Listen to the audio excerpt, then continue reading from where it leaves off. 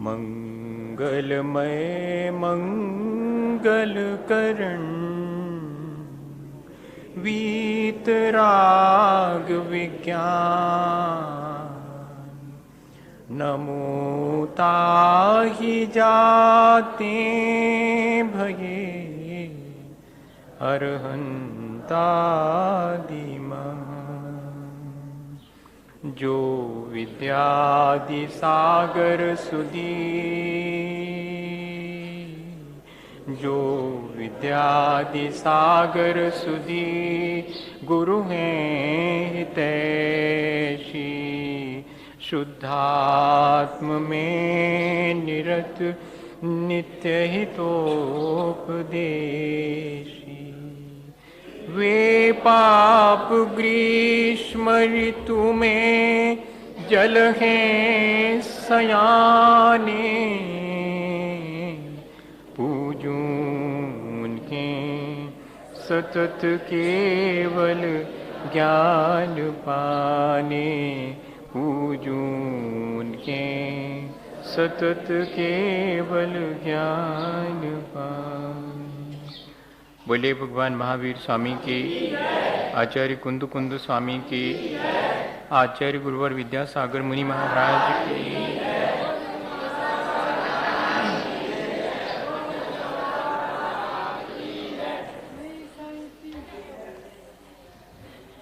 हम सभी लोग अपने जीवन को अच्छा बनाने की विभिन्न प्रक्रियाओं पर विचार कर रहे हैं और रोज रोज विचार करते हुए और ठीक दिशा में बढ़ने का प्रयास कर रहे हैं।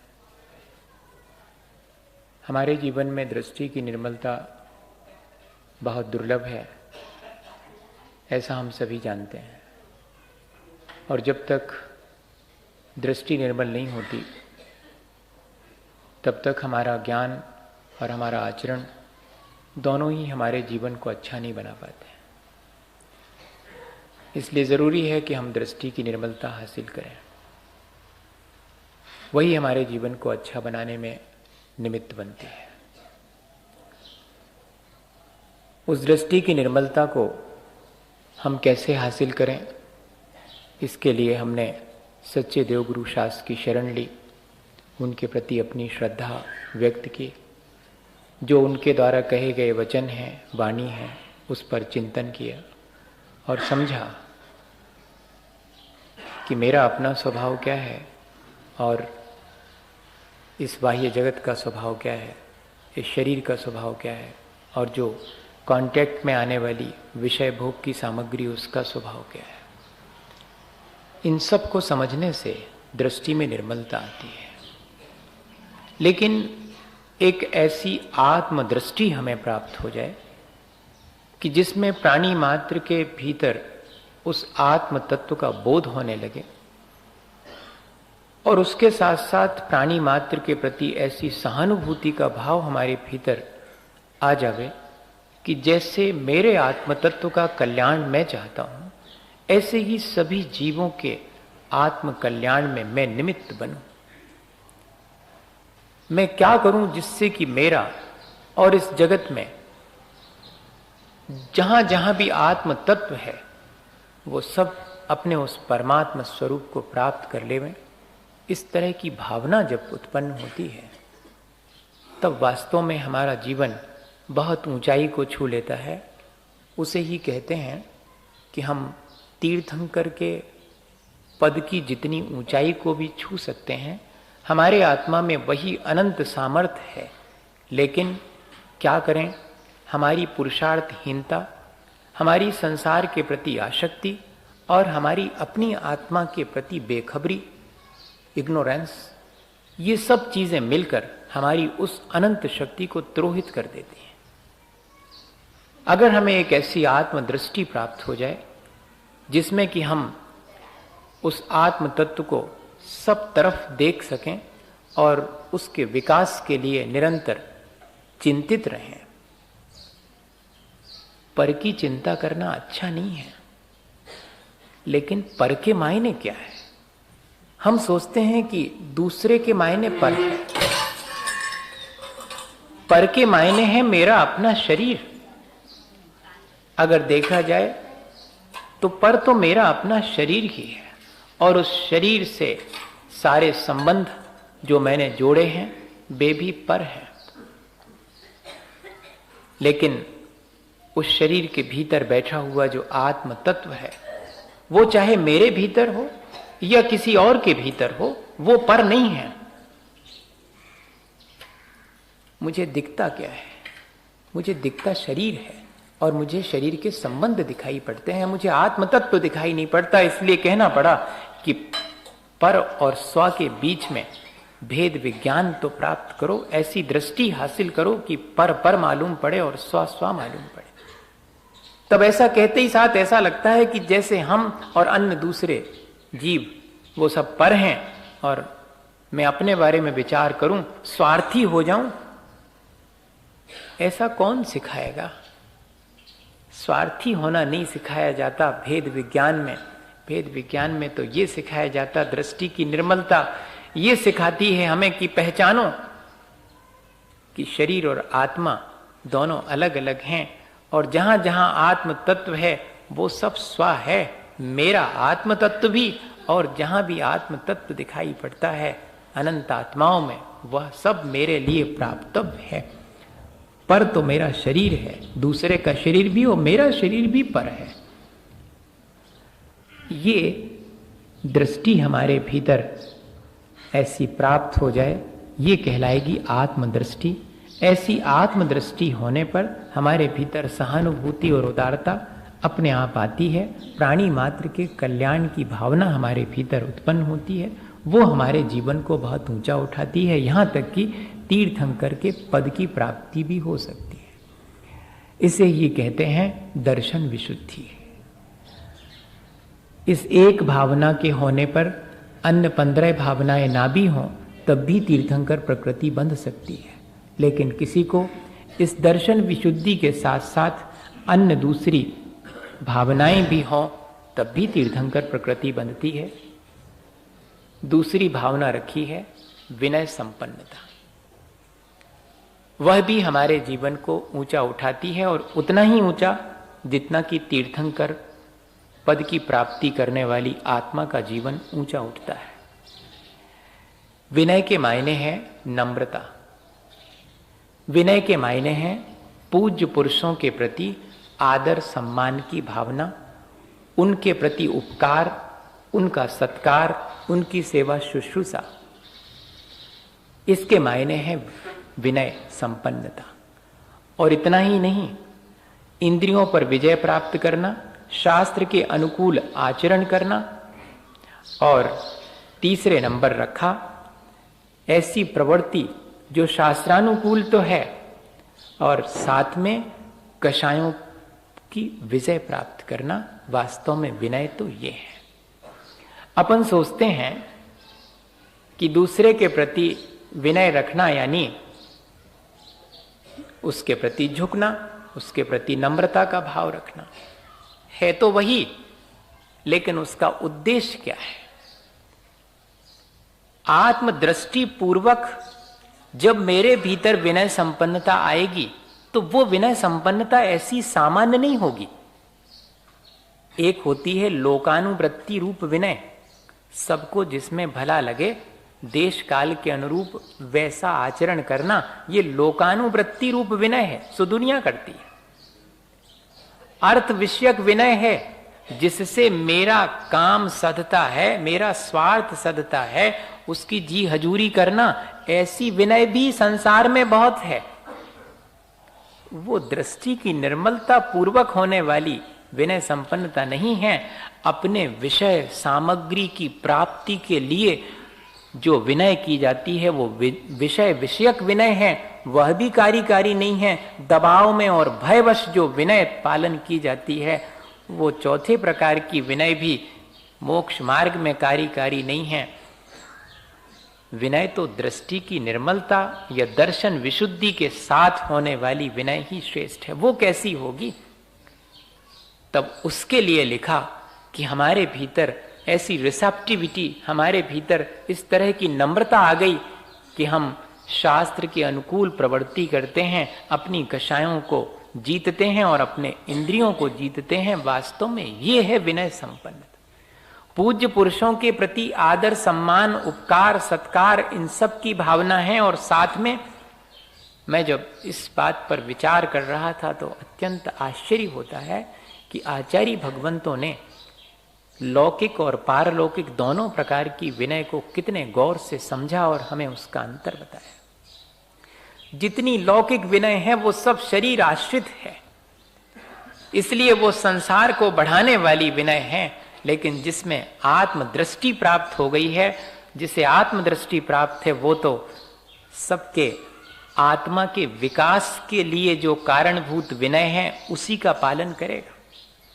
इंद्रिय विजय करना, शास्त्र के अनुरूप आचरण करना, कषायों को जीतना, इससे प्राप्त होगी हमारे लिए आत्मगुणों की प्राप्ति, रिसेप्टिविटी। हमारा वो जो आत्मा का विनय गुण है वो इस प्रक्रिया से प्राप्त होने वाला है।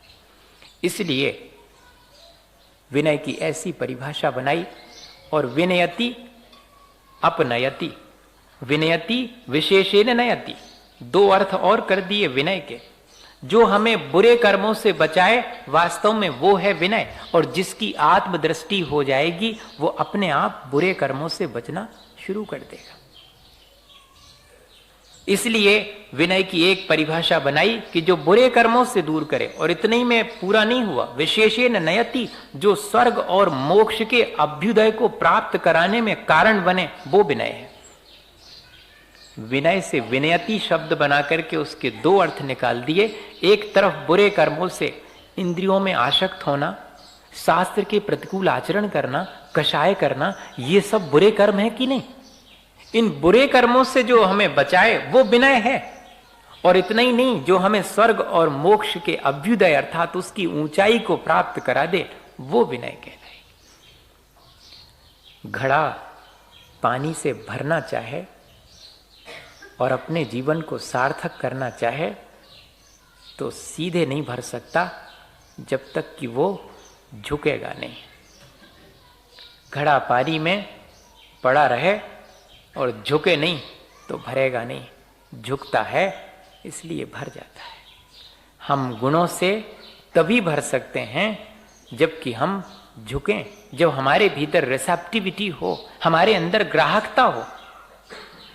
एग्रेसिव हो, रिसेप्टिव ना हो तो एम्प्टी, खालीपन। आज हम देखें हमारा स्वभाव एग्रेसिव है, हम आक्रामक हैं, ग्राहक नहीं है। और मोक्ष मार्ग में विनय हमें ग्राहकता सिखाती है। आत्म तत्व दिखाई पड़ने लगा है सबके भीतर, तो उसमें से गुण ही ग्रहण करूं मैं। आत्म तत्व तो गुणों का भंडार है, बाकी सब तो निस्सार है जो दिखाई पड़ता है। दिखाई क्या पड़ता है?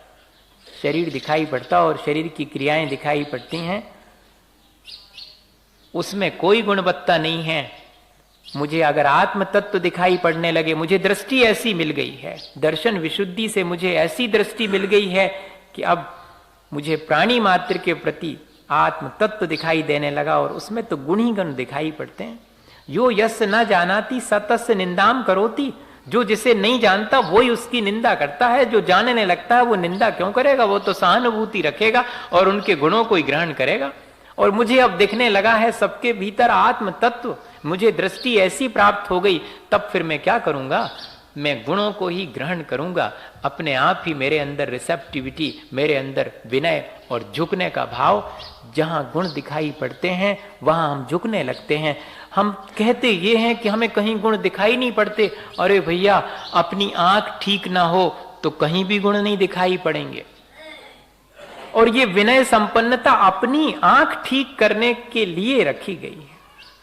अपने जीवन को अगर हम अपनी दृष्टि को ऐसा बना लें तो हमारे अंदर सबके भीतर बैठे हुए गुण दिखने लगेंगे। और जैसे ही गुण दिखेंगे तो हमारे भीतर विनय संपन्नता आने में देर नहीं लगेगी। विनय संपन्नता आई तो समझ लो दृष्टि दर्शन विशुद्धि आई, दर्शन विशुद्धि आई तो समझ लो विनय संपन्नता आई। अपन इस तरह देखेंगे पूरी 16 ही 16 भावनाएं एक के आने से दूसरी आए बिना नहीं रहती। दर्शन विशुद्धि आने पर 15 की 15 आ जाती हैं, यह भी ध्यान रखना। जैसे एकमात्र क्षमा धर्म आ जाने पर शेष 10 धर्म आ जाते हैं, वो तो सिर्फ प्ररूपण करने की शैली है। आचार्य भगवंत हमारे समस्त गुणों को गौण और मुख्य करके हमें बताना चाह रहे हैं कि सब गुण तुम्हारे भीतर है। एक आने पर सब आते हैं, कोई भी एक आ जाए। विनय संपन्नता वही श्रेष्ठ है जिसमें आत्मदृष्टि है। दर्शन विशुद्धि पूर्वक ही विनय संपन्नता होगी। इसलिए देखिए, जब विनय संपन्नता पर विचार करेंगे तब दर्शन विशुद्धि उसके साथ में रहेगी। अब हम और गौर से देखें कि इस विनय संपन्नता में हमें प्रैक्टिकली एप्लीकेबल क्या चीज है। ये तो हुई बहुत ऊंचाई पर विनय संपन्नता की बात। हम क्या कर सकते हैं अपने जीवन में, किस तरह से हम अपने जीवन में विनय ला सकते हैं। वाणी की भी विनय, शरीर की भी विनय और मन की भी विनय, ये तीनों प्रकार की विनय। जब अपन मार्दव धर्म की चर्चा करेंगे तब भी लगभग यही बात आएगी, लेकिन उसको जब अपन बैठेंगे तो उस पर विचार करेंगे। पर अभी देखें, जैसे अपन ने कल विशुद्धि की बात करी थी, निर्मलता की बात करी थी कि वाणी की निर्मलता, मन की निर्मलता और शरीर की निर्मलता कैसे आती, ऐसे ही वाणी की विनय, शरीर की विनय और विचारों की विनय कैसे आएगी। तो उसके लिए आचार्य भगवंतों ने 5 प्रकार की विनय को ही हमारे अंदर प्रकट करने के लिए उपाय बता दिया। लौकिक विनय का एक आध उदाहरण अपन चाहें तो ले सकते हैं, हमेशा देखने में आता है ताकि समझ में आ जाए। इसलिए लौकिक विनय से अपन शुरू कर दें ताकि पारलौकिक विनय को भी ठीक से समझ पाएं। बहुत बड़ा बट का वृक्ष भी देखा होगा सबने, और बांस और बैंत के वृक्ष भी देखे होंगे। और जब आंधी पानी तूफान चलता है तो बचता कौन है? उखड़ जाता है जो अकड़ा रहता है, और जो झुक जाता है वो सरवाइव करता है, बचा रह जाता है। बांस के पेड़ जमीन में बिछ जाते हैं जब आंधी आती है, लेकिन आंधी जाते ही फिर ज्यों के त्यों। लेकिन उनके भीतर विनय है, सहज विनय है। इसलिए दूसरा उदाहरण ले लें। हंसी हंसी में एक दार्शनिक था कन्फ्यूशियस, तो लोगों ने उससे बहुत सारी फिलॉसफी की बातें सीखी। रास्ते चलते एक व्यक्ति ने पूछा कि विनय का क्या महत्व है, तो उसने कहा सुनो, वो बाद में बताऊंगा। अपना मुंह खोल करके कहा कि झांको इसमें। उसने कहा अजीब आदमी है, हम तुमसे विनय के बारे में पूछ रहे, तुम हमें मुंह खोल के बता रहे कि झांको इसमें। नहीं, उसने कहा झांको, सीरियसली कह रहा हूं। तो झांका उसमें। बोले क्या दिख रहा है? बोले क्या दिखेगा, एक भी नहीं बचा आपका दांत, सब गायब हो गए, अकेली जीभ दिख रही है। उसने कहा सुनो, आए कौन से बाद में थे? और उसने कहा दांत बाद में आए थे। वो पहले चले गए। क्यों चले गए? अकड़ की वजह से चले गए। बाद में आए थे, पहले चले गए, और जीभ पहले से आई और अभी तक है। विनय जानती है, वो मृदुता है उसके भीतर, इसलिए सरवाइव करती है। ऐसे उदाहरण से भी अपन समझ सकते हैं कि हमारे जीवन में लौकिक विनय भी हमें सरवाइव करती है, पारलौकिक तो हमें संसार से ही सेव कर लेती। सारी दुनिया से हमें लौकिक विनय बचा लेती। क्रोधी से क्रोधी आदमी के सामने भी झुक जाओ, उसके पांव छू लो, सारा क्रोध ठंडा। कैसे कैसे बच गए अपन?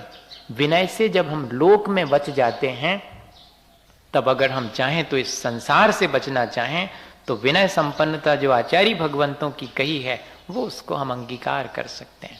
दर्शन की विनय, ज्ञान की विनय, चारित्र की विनय और उपचार विनय, ऐसी 4 विनय रखी हैं।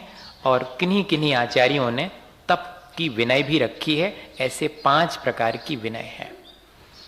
दर्शन की विनय किसे कहते हैं? अपने भीतर श्रद्धा प्रकट करना और दूसरे श्रद्धालुओं का सम्मान करना, यह दर्शन विनय। एक परिभाषा है इसकी। अपन श्रद्धालु को देख करके, उसकी श्रद्धा को देख के उसकी हंसी उड़ाते हैं। जी आ गए, बने फिर रहे हैं पंडित, जी आ गए, ये बने फिर रहे पुजारी। भैया की पूजा ही नहीं खत्म होती, भैया को पूजा से फुर्सत ही नहीं है। भैया को छनो पानी चल रहा है, पॉकेट में रखें छन्ना। ये क्या है? ये अभिनय है दर्शन की, उसकी श्रद्धा की आप अभिनय कर रहे हैं, जबकि होना चाहिए था उसकी श्रद्धा की अपने भीतर विनय होना चाहिए कि देखो तो कैसे ही भी है लेकिन भगवान की पूजा तो करते हैं, कैसी श्रद्धा है इनकी। ऐसी हमारी भी श्रद्धा होती तो अच्छा रहता। दर्शन का दूसरा अर्थ, अष्टपाहुड़ में कुंद कुंद स्वामी के चरणों में बैठे तो वो कहते हैं, सामान्य रूप से तो दर्शन के मायने सम्यक दर्शन की विनय है, वो सब समझते हैं, लेकिन मैं कहना चाह रहा हूं कि अकेला इतना ही अर्थ नहीं है। अपने भीतर दृष्टि की निर्मलता प्राप्त करना, सच्चे देवगुरु शास्त्र की श्रद्धा रखना, ये तो है ही। दूसरे के भीतर भी अगर दिखाई पड़े सच्चे देवगुरु शास्त्र के प्रति जिनकी श्रद्धा है, उनकी विनय करना।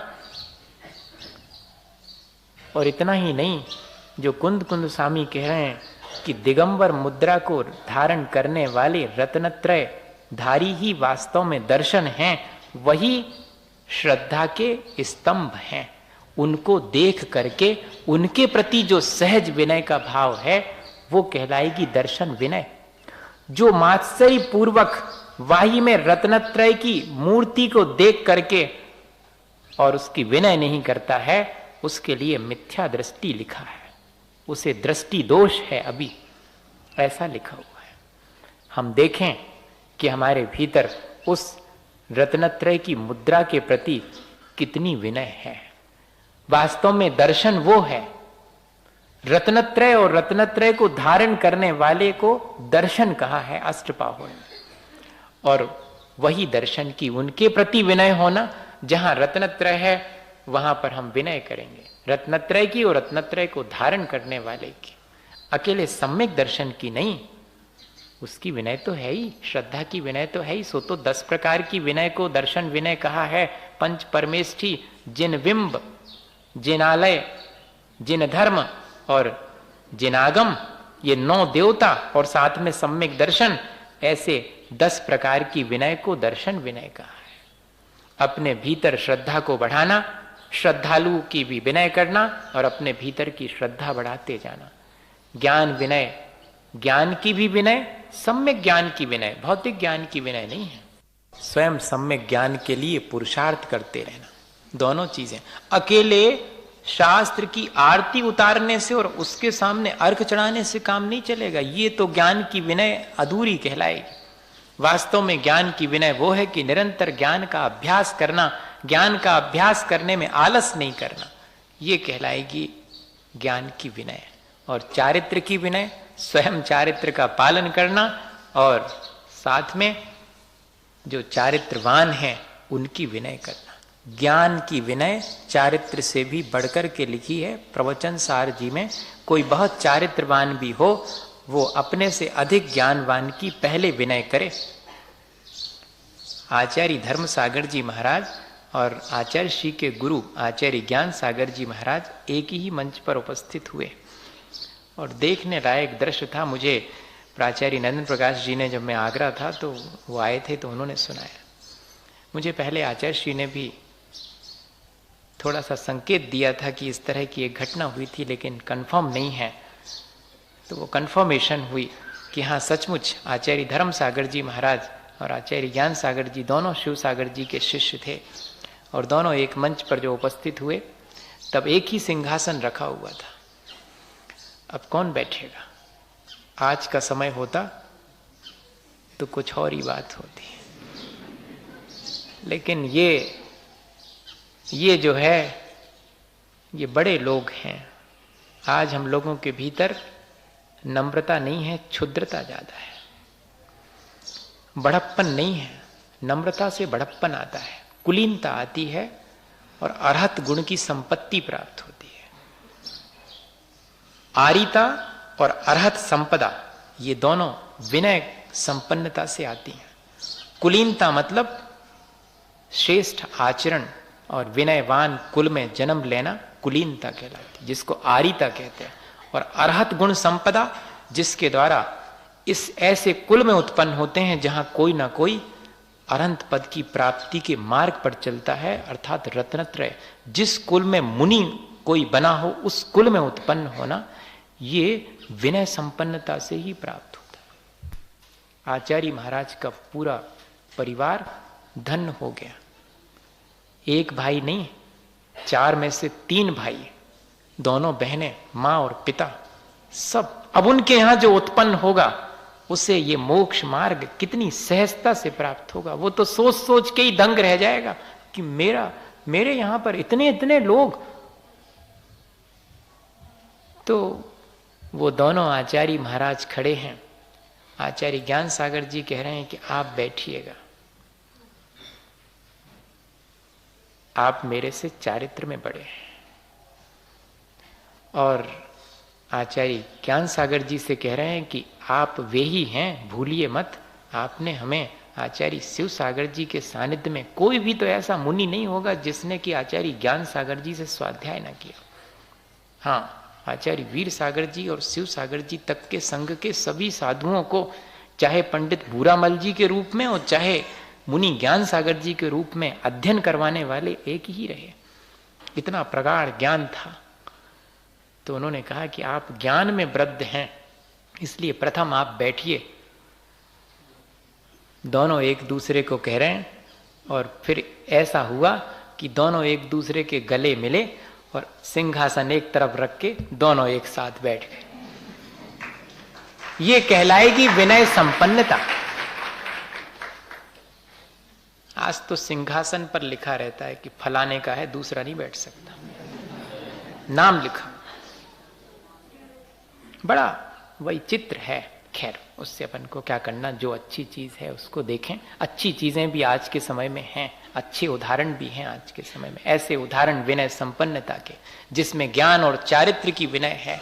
स्वयं के ज्ञान को बढ़ाना, स्वयं के आचरण को बनाना। और इतने ही नहीं, कहीं कोई ज्ञानवान दिखे, आचरणवान दिखे, श्रद्धावान दिखे तो उसको 100 प्रणाम करना। ये बहुत प्रैक्टिकल चीजें हैं, ये अपने जीवन में आ सकती। भैया उतनी ऊंची चीज ना आ पाए, हम रत्नत्रय को प्राप्त ना कर सकें, कोई बात नहीं, लेकिन रत्नत्रय धारी की विनय तो कर सकें। श्रद्धा, ज्ञान, और इतना ही नहीं, स्वयं विभिन्न प्रकार के तप करना, और कोई तपस्वी हो तो उसकी विनय करना। कभी आपने अपने घर में किसी बच्चे ने उपवास किया, उसको जय जिनेंद्र बोली बड़े होकर के भी? कभी नहीं बोली होगी, बल्कि ये कहा होगा कि तुमसे नहीं होगा। लेकिन ये है तप की विनय। एक आसना किसी ने करी है, जय जिनेंद्र, ऐसा ही मुझे भी सौभाग्य मिले।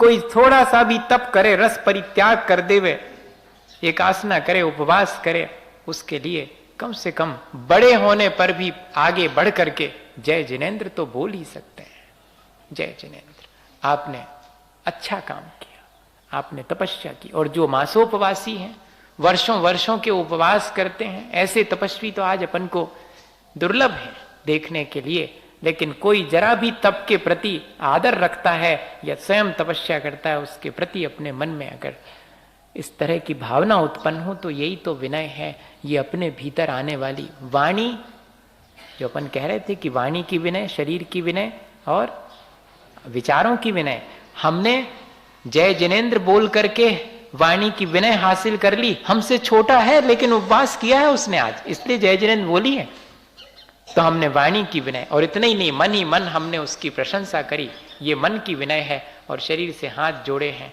ये शरीर की विनय। हर एक में ऐसा ही लगाते चले जाना, चाहे दर्शन की विनय हो, चाहे ज्ञान की, चाहे चारित्र की, चाहे तप की। और फिर अंत में कहते उपचार विनय। हाँ, उपचार विनय 2 प्रकार की, प्रत्यक्ष और परोक्ष। प्रत्यक्ष में तो दुनिया करती है, लेकिन परोक्ष में बहुत कठिन है करना। अपने गुरुजनों की प्रत्यक्ष में विनय क्या है कि उनके आते ही खड़े हो जाना, उन्हें रास्ता देना, उन्हें कोई और आवश्यकता हो तो उनकी सेवा करना।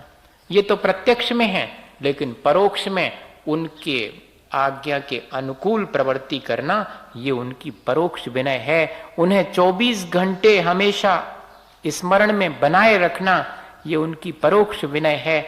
और जब समय आवे तब तीनों संध्या कालों में मन वचन काया तीनों को एकाग्र करके और उनके प्रति परोक्ष में अपना प्रणाम इत्यादि निवेदित करना, ये सब उपचार विनय है। भैया इस तरह तो अपन चाहें तो आसानी से इस विनय संपन्नता नाम के गुण को अपने भीतर, लेकिन बस एक ही चीज है कि आत्मदृष्टि पूर्वक ये सारी चीजें होनी चाहिए।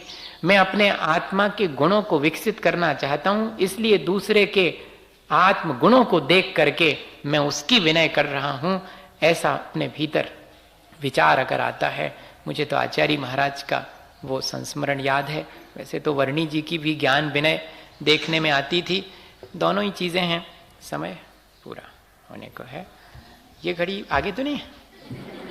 कल जो है 10 मिनट आगे थी, 9:25 हो गए। 5 मिनट में अपन अपनी बात पूरी करते हैं। 2 छोटे छोटे से घटनाएं जिनसे कि अपन को स्पष्ट हो जाएगा कि सही में हम लोग भी ऐसी विनय आज के समय में हासिल कर सकते हैं। जिनेन्द्र वर्णी जी के बारे में सब जानते हैं। उन्होंने 4 बड़े बड़े वॉल्यूम में पूरा जैन सिद्धांत कोश लिखा है। 17 वर्ष तक निरंतर स्वाध्याय करने के परिणाम स्वरूप वो चीज हासिल हुई,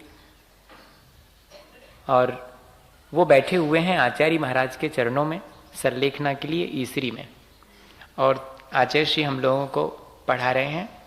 और उस दौरान किसी एक शब्द पर और बात आके रुक गई, और समझ में नहीं आ रहा है, क्लियर नहीं हो रहा है कि यहाँ ये अर्थ निकलता है, दूसरी जगह दूसरा अर्थ निकलता है, एग्जैक्टली क्या है।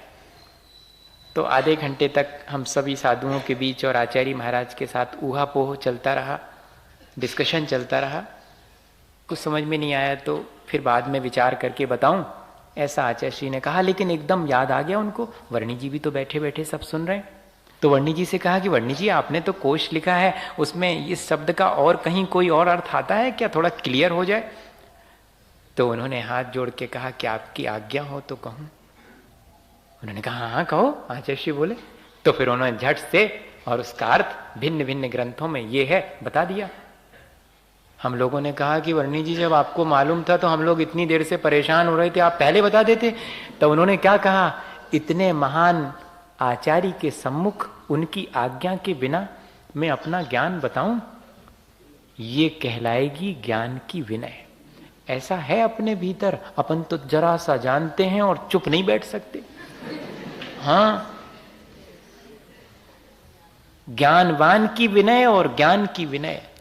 यहां तक लिखा हुआ है कि आचार्य भगवंत अगर किसी चीज का प्ररूपण कर रहे हैं और वे प्ररूपण में कहीं चूक जाएं और हमें मालूम है कि ऐसा नहीं लिखा, तब भी कुछ नहीं बोलेंगे।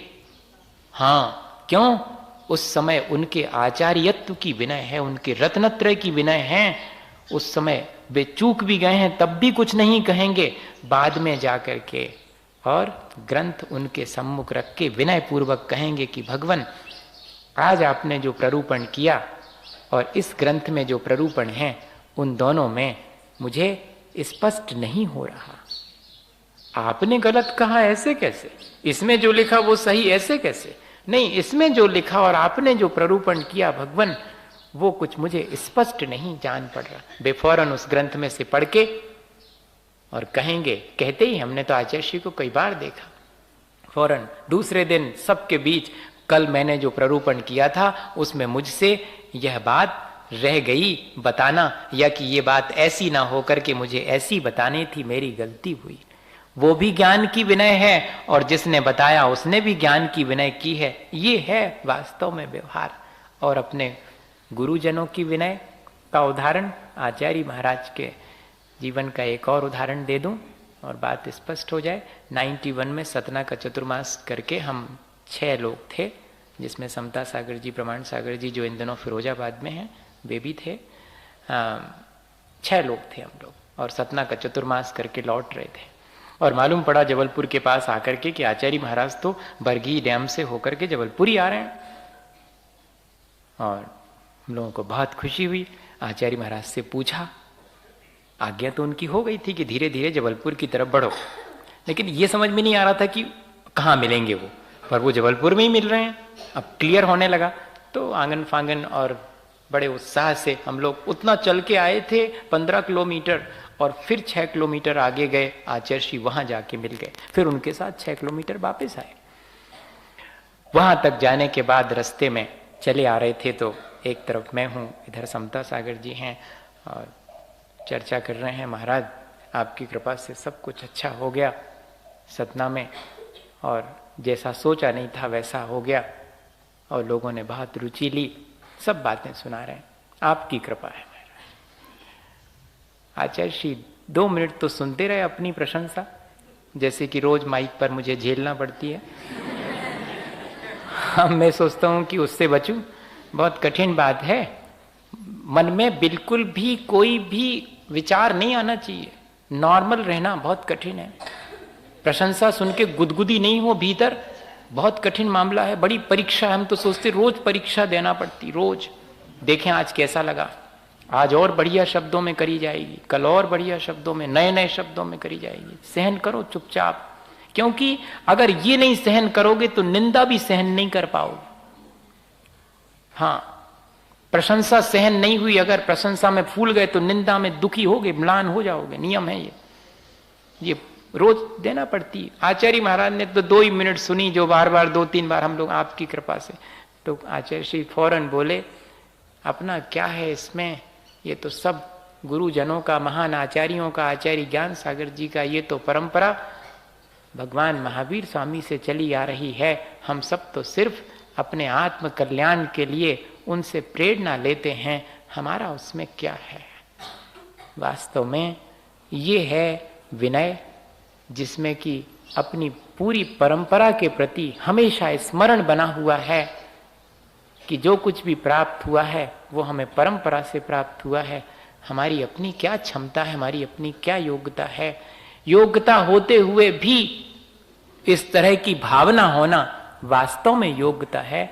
ये विनय संपन्नता ही हमारे लिए उतना ऊंचा पद प्राप्त करा सकती है। उच्चैर गोत्रम प्रणते भोगो दानात उपासनात पूजा भक्ते सुंदर रूपम स्तवनात कीर्तिस तपो निधिषु।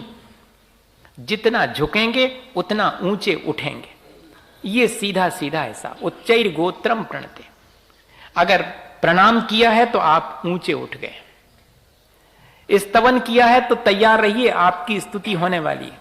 आपने भगवान की स्तुति करी है तो तैयारी कर लीजिए, अब आपकी स्तुति होने वाली। आपने अगर दान दिया है तो तैयार रहिए, भोग विलास की सामग्री मिलने वाली है। दानात भोगो, जितना दान दिया होगा उतनी और सामग्री मिलने वाली है। ये इस तरह की चीजें हैं, जितना जितना हम इन चीजों को हासिल करते जाते हैं ये और हमारे पास आती चली जाती। विनय से सब कुछ प्राप्त होता है, लेकिन आत्मदृष्टि पूर्वक यदि हमारे भीतर यह ज्ञान दर्शन चारित्र और उपचार विनय आवे तो हमें अपने जीवन में बहुत ऊंचाई छूने का अवसर मिल सकता है। इसी भावना के साथ बोलिए आचार्य गुरुवर विद्यासागर मुनि महाराज।